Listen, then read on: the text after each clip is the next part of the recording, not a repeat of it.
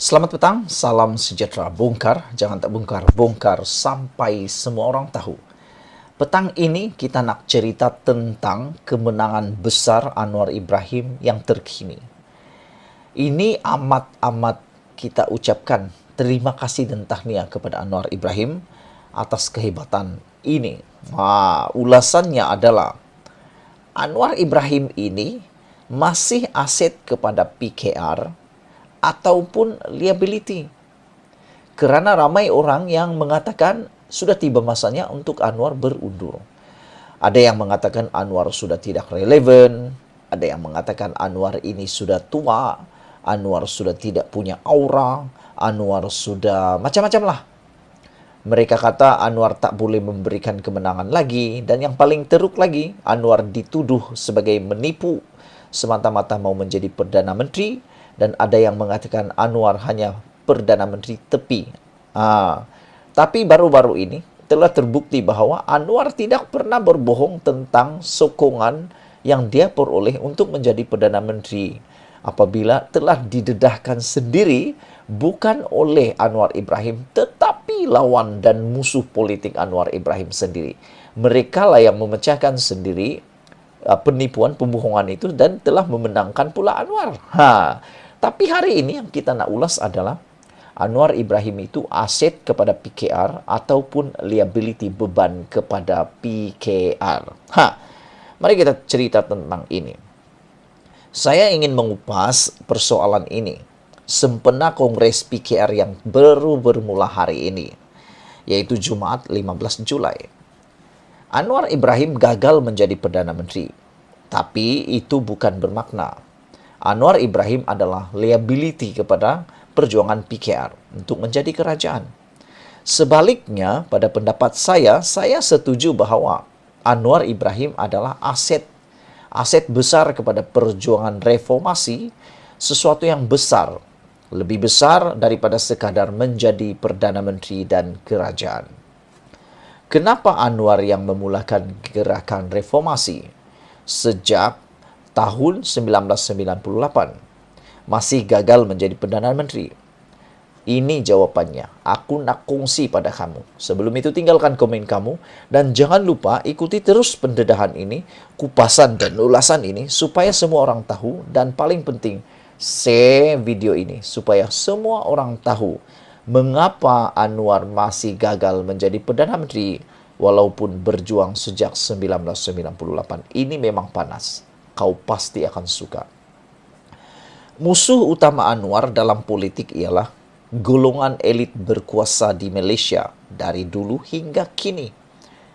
Elit yang menguasai ekonomi dan politik Malaysia sejak merdeka pada tahun 1957 tidak akan membenarkan orang seperti Anwar menjadi Perdana Menteri. Kenapa? Mengapa? Ini jawapan dia. Golongan ini yang terbina dari zaman Kerajaan Perikatan diikuti dengan Barisan Nasional selama lebih 60 tahun. Membina kekayaan peribadi dan keluarga masing-masing hasil dari dasar kapitalis kroni. Golongan ini bimbang dengan dasar-dasar ekonomi Anwar yang lebih memihak kepada kepentingan hidup rakyat jelata. Golongan elit tidak suka pada mana-mana pihak yang melancarkan perang terhadap rasuah. Anwar pula menjadikan usaha membenteras rasuah sebagai agenda utama perjuangannya. Siapakah di parlimen pada tahun 2013 yang mula-mula sekali mendedahkan skandal 1MDB? Ramai menyangka itu adalah Tun Mahathir Mohamad. Tetapi sebenarnya jawapan yang tepat adalah Anwar Ibrahim. Beliaulah orang pertama yang mula-mula bercakap dan mendedahkan skandal 1MDB. Orang itu adalah Anwar Ibrahim.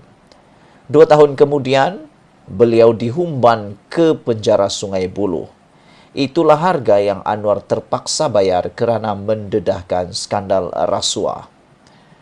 Seperti diktator robot Mugabe di Zimbabwe, begitulah kerajaan BN yang dikuasai oleh elit berkuasa menggunakan fitnah untuk memenjarakan Anwar, musuh politiknya.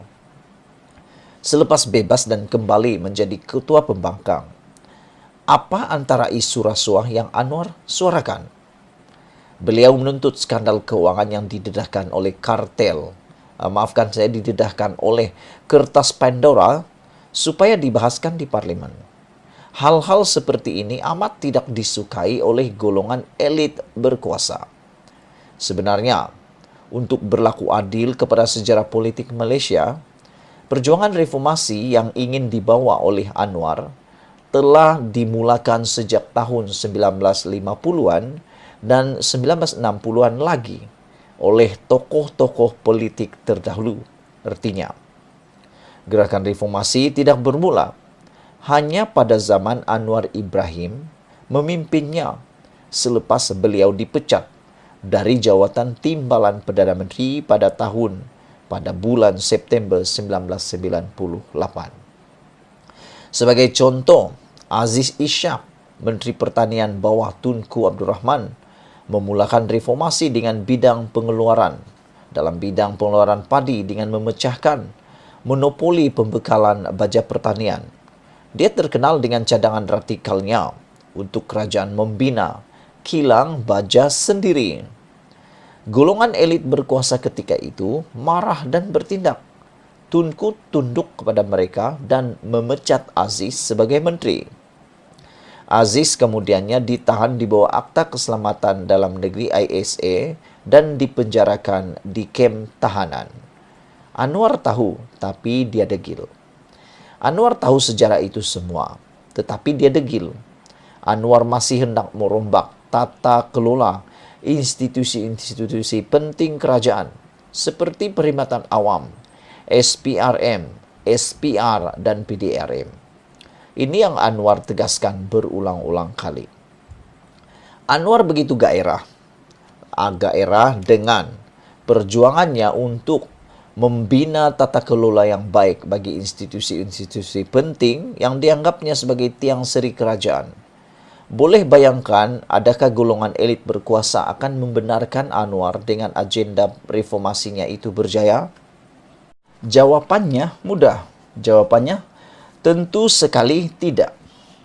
Golongan elit berkuasa inilah yang berada di balik tabir. Balik tabir melakukan segala macam intrik dan helah supaya Perdana Menteri ke-7 tidak menunaikan perjanjian untuk turun jawatan Perdana Menteri selepas 2 tahun berkuasa di zaman Pakatan Harapan yang lalu. Mungkir janji Dr. Mahathir Mohamad itu bukan kebetulan.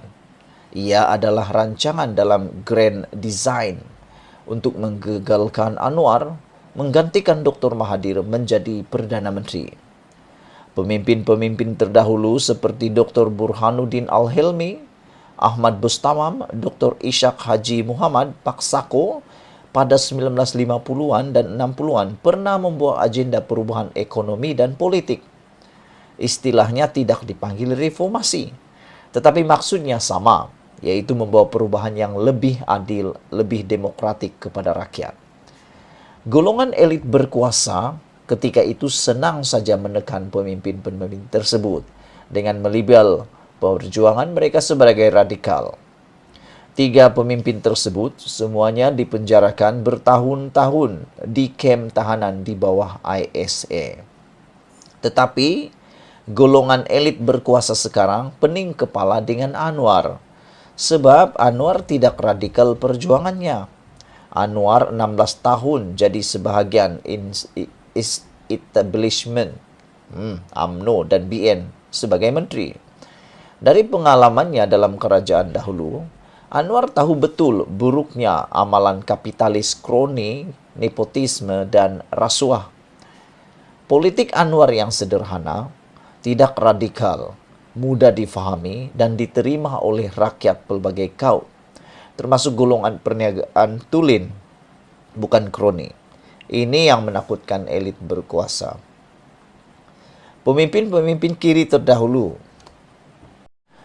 daripada pelbagai kaum seperti Kasim Ahmad, Dr. Tan Cheh Kon, Dr. M.K. Rajkumar, Profesor Syed Hussein Ali, Profesor Madya Dr. Sanusi Osman, Karam Singh, Tajuddin Kahar, Abdul Razak Ahmad, Rustam Esani, Mohidin Kader, Sisi Yong, Profesor Abdul Halim Ali, dan Syed Hamid Ali lebih lantang. Perjuangan politik dan ekonomi mereka untuk membawa perubahan di Malaysia lebih tegas. Masa itu, pada tahun 70-an, istilah reformasi belum lagi jadi istilah bagi perubahan, tetapi maksudnya sama dengan tujuan reformasi yang Anwar perjuangkan. Tetapi golongan elit berkuasa tidak bimbang dengan tokoh-tokoh politik yang disebut tadi, yang kebanyakannya datang dari Parti Malaya dan Parti Buruh Malaya yang membentuk Front Sosialis Malaya. Bagi kerajaan berkuasa pada waktu itu dan golongan elit di belakang, mereka melemahkan pemimpin-pemimpin kiri tersebut dengan mengatakan agenda kiri dan sosialis yang mereka tidak sesuai bagi Malaya. Tidak cukup dengan propaganda itu, kebanyakan nama di atas berakhir dalam penjara bawah ISA sama ada di kem Batu Gajah dan Kamunting, kedua-duanya di Perak. Bukan kiri, bukan sosialis. Tetapi Anwar tidak radikal, tidak berideologi kiri, bukan seorang sosialis. Anwar bekas timbalan Presiden UMNO, sebuah parti Melayu yang eksklusif sifatnya. Anwar bekas timbalan Perdana Menteri dan pada satu ketika pernah menjadi pemangku Perdana Menteri yang biasa menghadiri jamuan Perdana Menteri, Presiden dan Raja-Raja dari banyak negara sahabat di seluruh dunia. Imej Anwar ini yang senang dan dekat di hati rakyat biasa, tetapi amat membimbangkan golongan elit berkuasa, yang antara mereka ini ialah mahajutawan bilioner, bekas Menteri Keuangan, ketua-ketua korporat gergasi, dan bekas ketua-ketua GLC dan GLIC. Dari mulut mereka inilah, secara langsung atau melalui agen-agen mereka yang sedar atau tidak sedar, pada akhir-akhir ini, apabila pilihan raya umum semakin dekat, dihamburkan perkataan-perkataan propaganda seperti Anwar perlu berundur, Anwar tidak relevan lagi, Anwar adalah liability kepada partinya sendiri. Justru itu, kepada anggota PKR yang sedang berkongres, janganlah terpedaya dengan propaganda dan kempen jahat golongan elit berkuasa yang cuba melemahkan Anwar. 3 kali Anwar telah disumbat ke penjara, tahun 1974, 1998, dan 2015. Berjumlah 11 tahun kesemuanya. Golongan elit berkuasa telah gagal mematikan iltizam Anwar untuk melakukan reformasi di negara kita ini. Pada tahun ini atau pada tahun hadapan 2023, pilihan raya umum ke-15 akan diadakan. Anwar sebagai Presiden PKR, pengurusi PH, dan Ketua Pembangkang akan mengetuai usaha untuk mendapatkan semula mandat rakyat melalui peti undi bagi membentuk pemerintahan baru yang memberikan harapan kepada rakyat dan Malaysia. Selamat berkongres dan selamat perjuangan. Ulasan ini diubah suai daripada ulasan asal Hasan Abdul Karim, anggota Parlimen Pasir Gudang. Petik dari Malaysia Kini, tulisan ini tidak semestinya mencerminkan pendirian Malaysia Kini. Sekian dulu untuk kali ini. Jangan lupa tinggalkan komen Anda. Sila tekan butang subscribe dan share video ini untuk semua. Kita jumpa lagi.